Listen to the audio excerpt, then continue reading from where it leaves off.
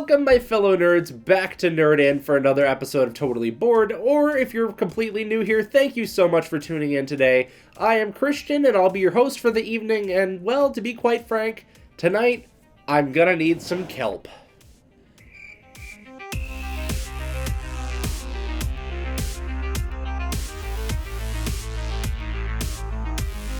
So in Kelp, this is a two-player asymmetric game where one player takes on the shark and the other takes on the octopus.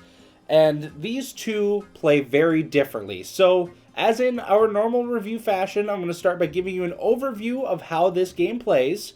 Then we're going to go into the parts that I don't like about it, and then end with what we do like about it, and then give our final thoughts. So, to do the game overview for this one, I'm going to have to break down a little bit differently. I'm going to have to go one side at a time, because both sides of this board are completely different. When they say asymmetric, it is asymmetric in every sense of the term. No two things between players are alike, except for, well, one thing, but even then, that's different.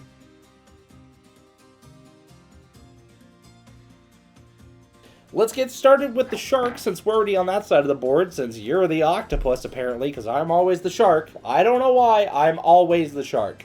Except for when I got to play with my dad, I was the octopus, and that was a great time. But the shark is still fantastic. So now the shark, how the shark works, it uses a bag. It is a dice bag builder that allows you to put different colored dice into this bag to take different actions. When you're pulling them out of the bag, that will dictate what you're allowed to do for the turn. And you do have ways around this, but we'll get into that here in a minute. So, on your turn at the start of the game, you're pulling out two dice, you're drawing two dice, and then rolling them to see what values you have to work with.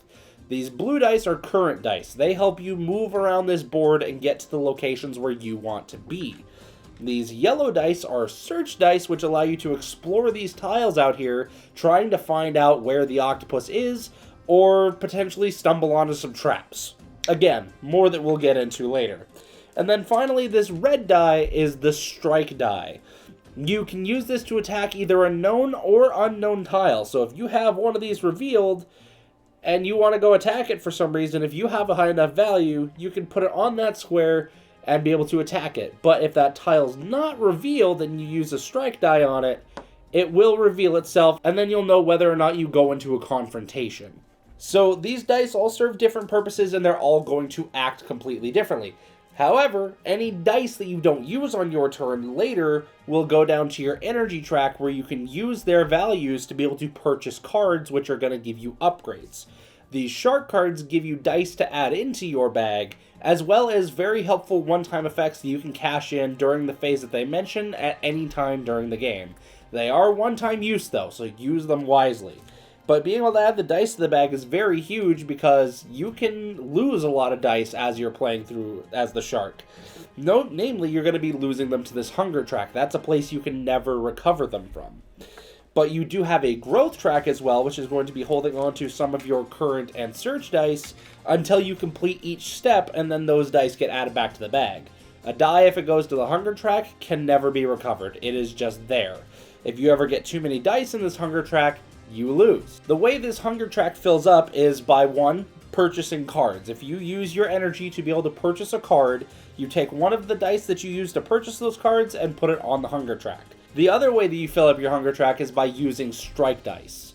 It's either by using these to attack something that wasn't the octopus, or if you attack the octopus and you get into a confrontation but you lose, that strike die goes to your hunger track. So you only get so many opportunities to be able to build up what you're doing or attack the octopus. And you have to be very careful and clever about how you do it, because again, if you get to that 7th space on the hunger track, you lose. As the shark, you can also lose by the octopus surviving long enough to be able to eat all 4 of its food. Although I've found that to be a very uncommon thing for the octopus, but if the shark decides to drag out the game and really work on building things up and setting up everything for a final attack, that will give the octopus a lot more time to be able to eat their food. So it depends on what kind of shark you are, if you're playing the aggressive route, trying to snake out the octopus immediately, or if you're building up a game plan, trying to let them expose themselves and then keeping track of where they are at all times once they eat food, and then be able to go after them then. But even sometimes that doesn't work. And again, that's something we'll get into on the octopus side.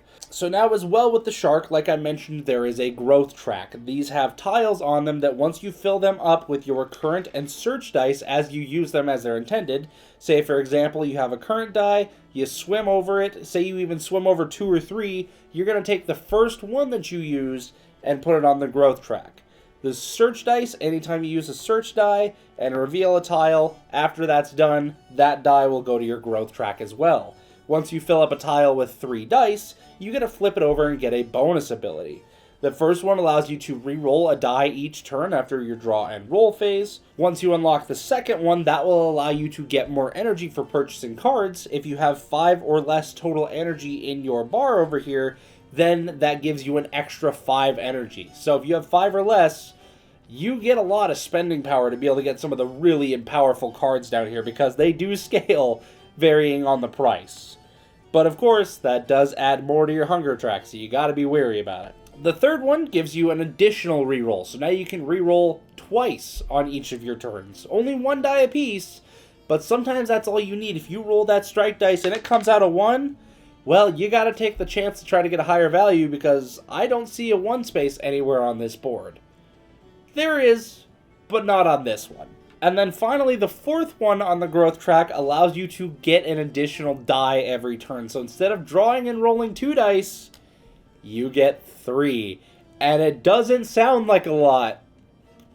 And numerically, it really isn't. But game-wise, that extra die is so impactful. So if you spend all this time building up your growth track, it is going to just skyrocket your gameplay as the shark in terms of what you're able to do on a turn, because now suddenly you have all these ways to mitigate the power of these dice and build up your arsenal that much stronger. So we've talked about how the shark can lose, but how does the shark win? Well, they have one way to do it.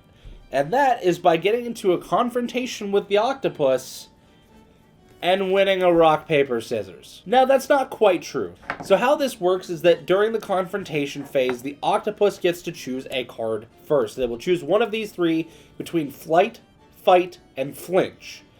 They choose one of these, place it face down. Then the shark picks from their hand of all of the matching counter cards and tries to guess what the octopus put down.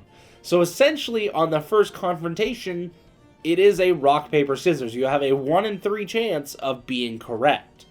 And all of these cards have bonus effects for the octopus, so you can look at those and gauge what might be best for that player, but the octopus might even be kind of mind-gaming you there, and they don't go for the optimal play. They go for the less optimal one because they know you're going to pick the optimal one. So then you double down and you pick the less optimal one, and lo and behold, they picked the most optimal card, and you missed. So now that card that the octopus was able to successfully use, that gets removed from their deck, and the counter version gets moved from yours. So now the next time you get to a confrontation, you each only have 2 cards, meaning you are down to a 50-50 chance of getting it right. If there's ever a case in which you get to a 3rd confrontation with the octopus, then the game ends. You win. You've defeated the octopus. It can only thwart you twice. But there are times where on the first or even second go, you can get lucky enough to nab this guy by getting the right counter card. And I think the mind gaming behind this part of it alone is quite intriguing, but I will leave more of that for the review itself. And that is how you win as the shark. It's very, very luck dependent, but there are a lot of things in this game that you can do to fix that luck. If you're like me and you're one of the unluckiest people out there when it comes to cards, when it comes to dice, if you just have the worst luck ever, the shark will give you a very refreshing experience of being able to get over that. You're still going to have times where you're frustrated when you roll a 1 on that very imperative die, and you do a reroll only for it to be a 2 and it does nothing. Well, that still sucks. But that's enough on the shark for now. This is the side I have personally played the most, but we're going to go to the octopus now because I have still played that a fair amount, and it's just as good. So let's go ahead and flip over to that.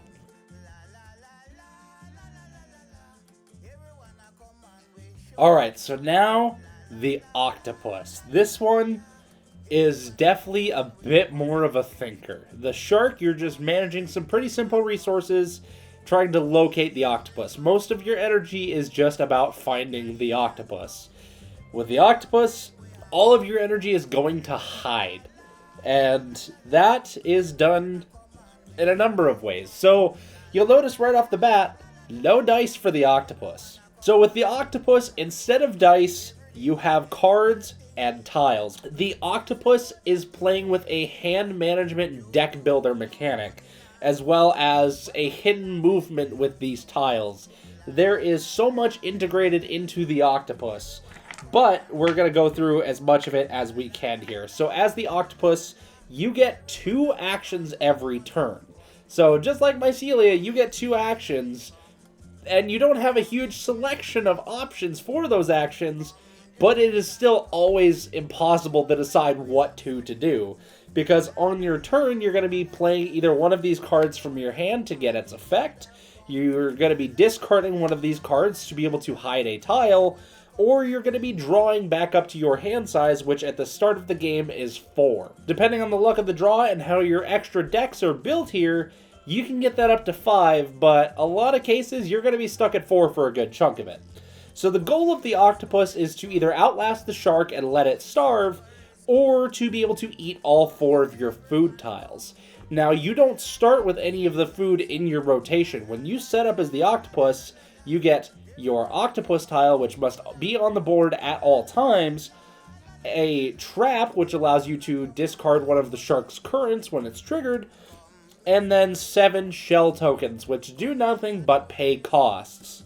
Additionally, off to the side, you're going to have 9 tiles that the shark can see at all times, as well as face-up decks that the shark can always see, so they can be kind of aware as to what's in your available play area, but how you manage them is the key point. So with these tiles that are off to the side, you have your 4 food tokens, your first one being on top of the food card on the food deck, and then the 3 extras off to the side. You have 2 extra shells, one of which being a double shell, which can pay the cost of 2 tiles instead of 1, and then you have your other 3 traps. One that allows you to discard 2 current dice when it's triggered, one that allows you to move a shark to any den when it's triggered, and then one that can hide 2 blocks when it's triggered, just for free. And at the start of the game, you get to choose where the shark goes. You pick one of the 4 dens around the edge of the board which are marked with the shark on it. You get to choose one of those and place it facing the center. So placing the shark where you want it to be is very important, and it's where the mind game begins for the octopus. Say my octopus is down here in the bottom left. Well, I can just place the shark on the furthest corner away from me, but that kind of gives away that maybe I'm down in this area, so instead, I might choose to place him over here in the top left corner and think that I'm down in the bottom right, or I can get really ballsy and I can start him off right next to me because he's never going to suspect that I put him right there unless he calls my bluff. The aspect of bluffing is what makes the octopus so unique because that's all you're doing. You're just providing your opponent with all sorts of trickery and tomfoolery to keep them distracted from your real goals. So like I said, during your turn you have the 2 actions, and you have the 3 different actions to be able to choose from, but one of them really can be a whole variety based on what's in your hand. Playing a card from your hand can net you a ton of different things. There's cards like Fast Learning, where you reveal a tile to your opponent, laying it face up so they can see it, to be able to learn 2. And learning 2 means that I can take 2 things from this side of the area over here that's outside of the game, and be able to put them in the game. And I can do it in any combination. I can take 2 tiles if I want, with the exception of foods, because you need to grab the cards at the same time. So I could take 2 tiles, for example. Maybe I want to take the shark trap and then the bonus shell. And when you take tiles, you replace them with revealed tiles first, and then if you take more than one, then you place that on the board revealed as well. So if I took 2 tiles, they both enter the board revealed with whatever I swapped them with, and whatever I swapped goes over here and stays face up, so they know what I pulled out as well. So that can leave a lot of things very open for my opponent to see, but learning at the same time, since you're revealing tiles to do it, you can swap out revealed tiles with new ones, and then it's like you didn't really pay much cost at all. But, on the other hand, if you don't want to take tiles, you can also go for cards. This is where you can go to these different decks over here. You have 4 different ones face up that have different types of effects, and you can take those. So, for example, I can get my first food if I wanted, and food is a tile card combo. So this counts as one item to get both of these. So I would take the card, throw it in my discard pile, and throw my food onto the board revealed as well. And the food have different effects as well once you get them, but we'll cover that in just a minute. That's how you do the food cards. When it comes to the other cards, you simply just grab the card that you want and place it face up in your discard, because once your deck runs out and you go to draw, then you shuffle everything that's in your discard and build your deck again. The other type of card you have is hiding cards, which don't usually make you pay a cost. You don't have to reveal anything. It just lets you hide blocks for free most of the time. Like this one that you start off with, Camouflaged, allows you to hide one block and then swap it with an adjacent block. So if I had this shell right next to me revealed, I decide to hide that, and then I can swap myself over without the shark even knowing that that was me. Or I can play a totally different mind game and say I have a shell up here that's revealed that's doing absolutely nothing, that's nowhere near where I am. I can decide to flip that up and swap it with an adjacent block to think that, or make my opponent think that maybe that's where I am. Until I reveal myself, it's a complete guessing game on where I am at. So that covers hiding and swapping, but there's another very important maneuver to remember, and that is shuffling. So this card, Into the Shadows, lets me hide 2 blocks and then shuffle them together. So say I am revealed, and then I have this shell up in the opposite corner that's also revealed.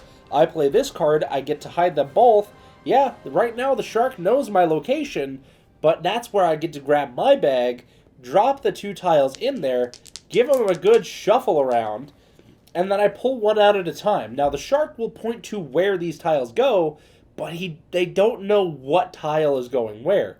So say I pull out this one, this is the shell, the shark might point back to where I was and drop that there, and now suddenly my tile is completely on the other side of the board.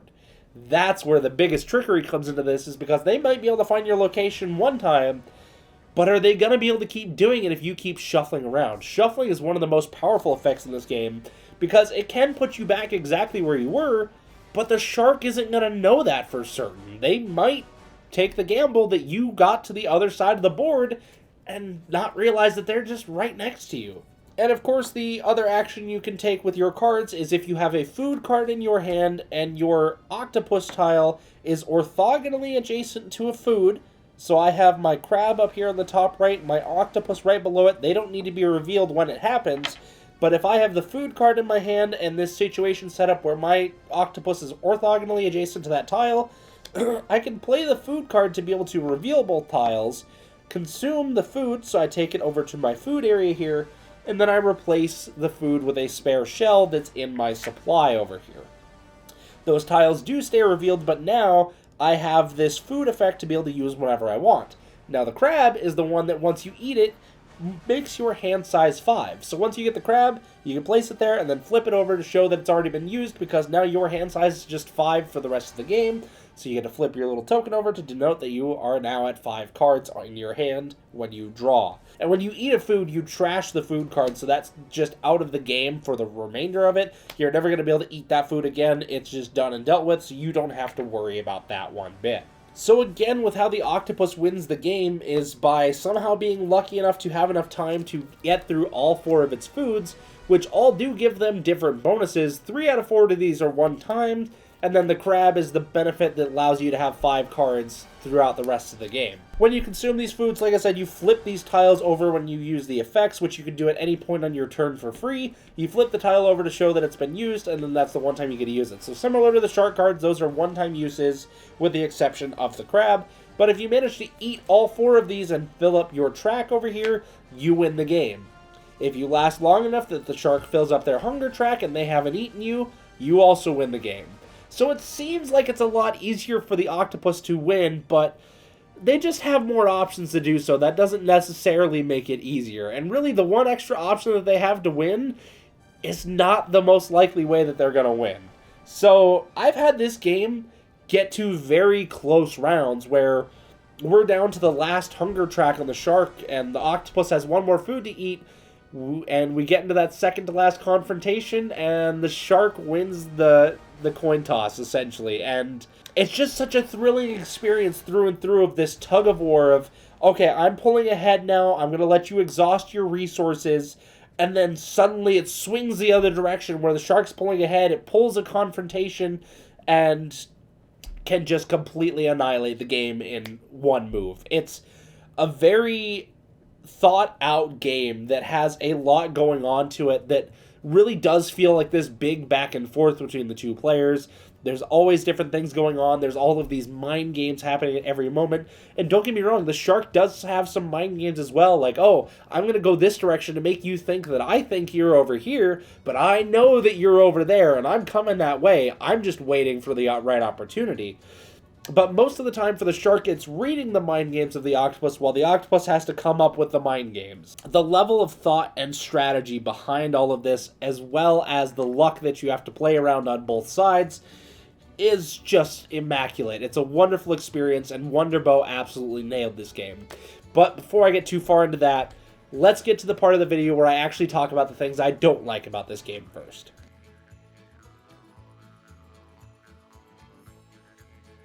So, with Kelp, the things that I don't like about this game, I had complaints at first, but the more that I played it, the less and less that those mattered, and the less that they were even complaints, and very quickly turned into the things I love about this game.